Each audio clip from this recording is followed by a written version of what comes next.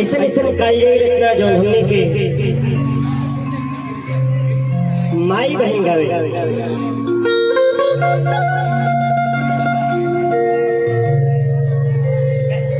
एक औरत शुरू करी, दूसर फुरावे ले, तीसर फुरावे, लोग गावत रहेला, पोछत रहेला, अखरा से गावत चल जाले सब। ओकरा माई वो माई के ना पता बाटे कि गीत संगीत का होला, लेकिन कितना सुर में कैसे गावे तहले सामने के माई भाई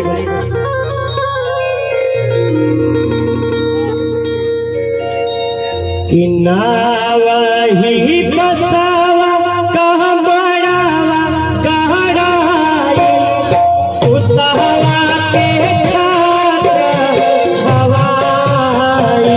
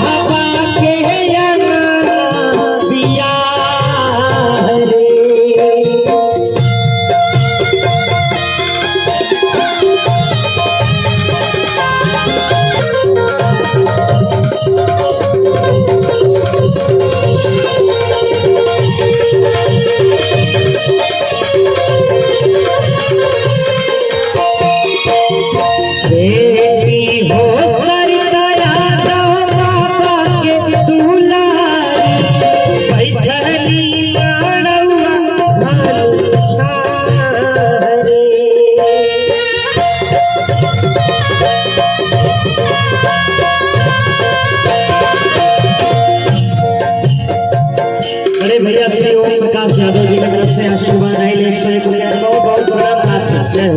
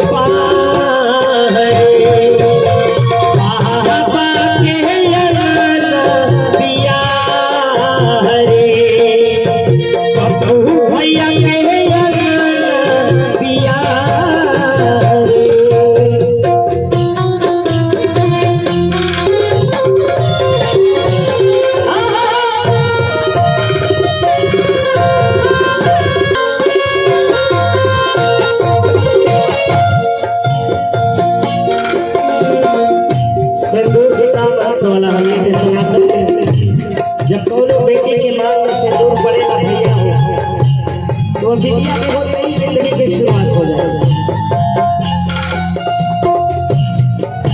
अरे